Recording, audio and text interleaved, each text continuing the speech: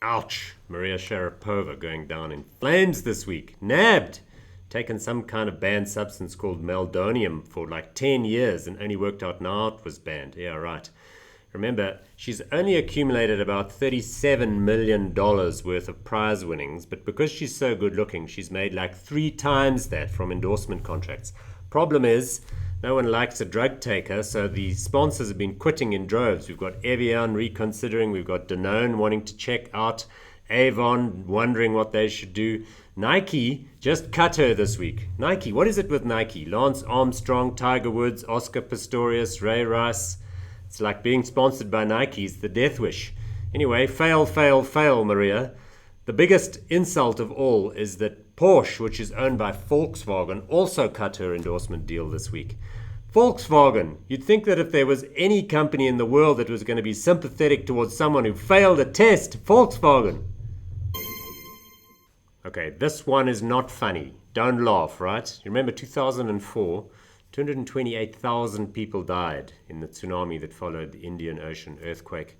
The epicenter was just off the island of Sumatra in Indonesia. So what did the Indonesians do? Since then, they spent tens of millions of US dollars on an early warning system. Floating buoys picks up that there's something going on, sends a signal back to the mainland.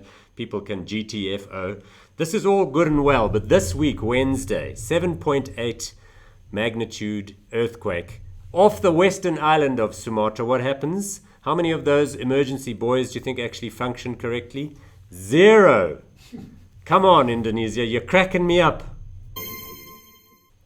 Hey, what do you think the world's most valuable football team is? No, it's not Barcelona just because they win every week. It's not Bayern Munich because they have the richest fans. And it's not Manchester United because they used to have the biggest fans around the world and they're listed on the stock exchange. No, the world's most valuable football team apparently is Chinese. It's Guangzhou Evergrande. Never won an international tournament, but how do we know they're the most valuable? This week, the company that owns them listed on one of the new Chinese alternative stock exchange.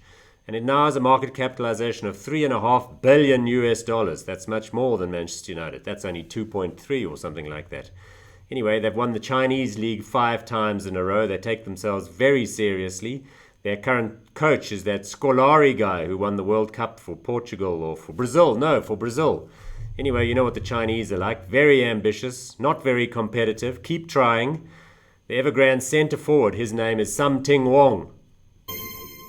Right, Corona Beer, a brand of Anheuser-Busch, is in trouble. It got sent home drunk this week. Why? Because there's a countrywide recall of that particular beer in the United States of America. Certain packs of beer contained an illegal ingredient, glass particles. Yep. Well, I'm wondering, do you think that's really a big problem? Most people are just going to down them. A little bit of glass is not going to slow you down. You know what they say about Corona? That's the yellow one, the Mexican beer. Why do you think it goes through your system so fast? Well, that's because it doesn't have to stop to change color.